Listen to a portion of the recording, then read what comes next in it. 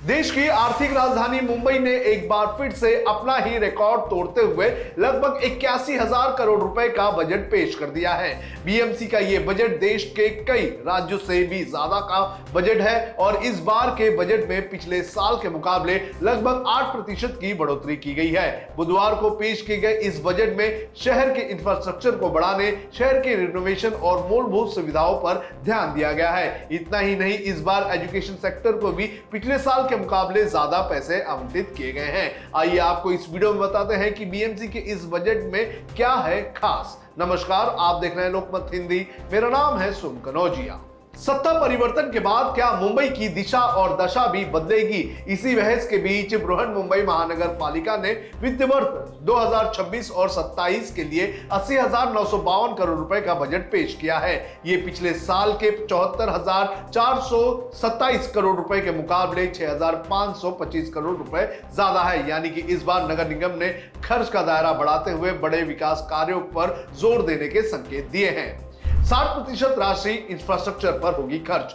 कुल बजट का करीब 60% यानी कि 48,164 करोड़ रुपए कैपिटल एक्सपेंडिचर के लिए खर्च के लिए रखा गया है। ये शहर में बुनियादी ढांचे के विकास, शहरी सुधार योजनाओं और दीर्घकालीन परियोजनाओं पर खर्च होगी।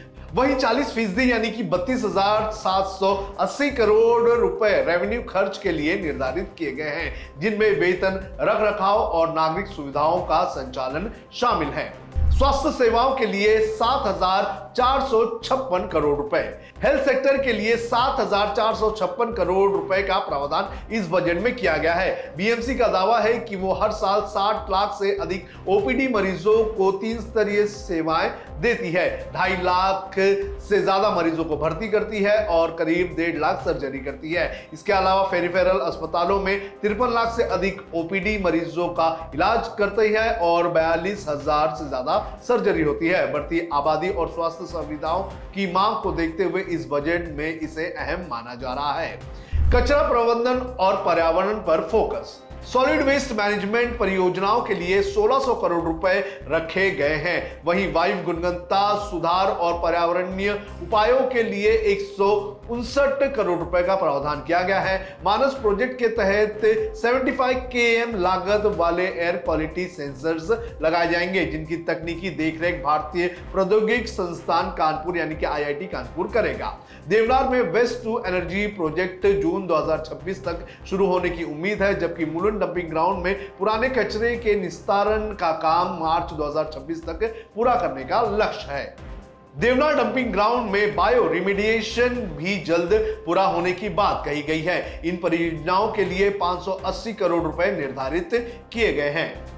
कोस्टल रोड और सड़कों पर बड़ा निवेश। मुंबई कोस्टल रोड नॉर्थ और इसके अंतिम चरण के लिए 2025-26 में 2,100 करोड़ रुपए और 2026-27 में 4,700 करोड़ रुपए प्रस्तावित है। बीएमसी पूरे शहर में लगभग 2,118 किलोमीटर सड़क नेटवर्क का रखरखाव करती है। 2 चरणों में 700 किलोमीटर सड़कों के कॉन्क्रीटीकरण का काम शुरू किया गया है, जिनमें से 382 किलोमीटर का काम पूरा हो चुका है। राजस्व बढ़ाने के लिए OTP नीति।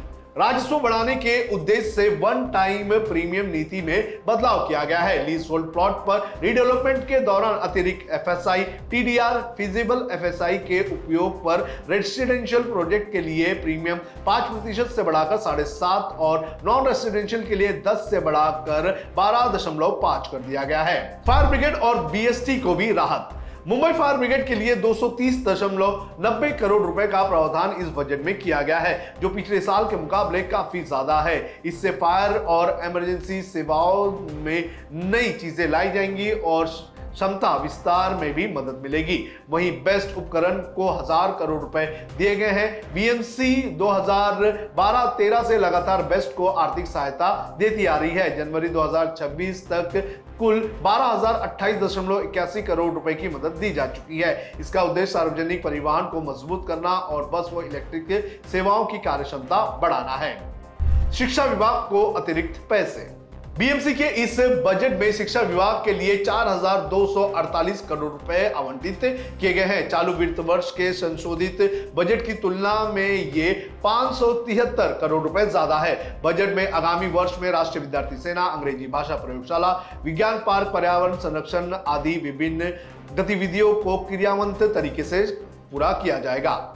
महानगर पालिका की मराठी, हिंदी, उर्दू, अंग्रेजी, गुजराती, कन्नड़, तेलुगु और तमिल इन 8 माध्यमों में 931 प्राथमिक स्कूलों में कुल 2,76,115 विद्यार्थियों की शिक्षा दी जा रही है। इसके लिए लगभग 7,453 शिक्षक कार्यरत हैं। कुल मिलाकर यह बजट इंफ्रास्ट्रक्चर, स्वास्थ्य, पर्यावरण, ट्रांसपोर्ट और शिक्षा पर केंद्रित नजर आ रहा है। अब देखना यह होगा कि क्या ये प्रावधान जमीन पर उतरकर मुंबई की सूरत बदलने का काम करेंगे या नहीं। आपको क्या लगता है? आप हमें कमेंट करके जरूर बताएं।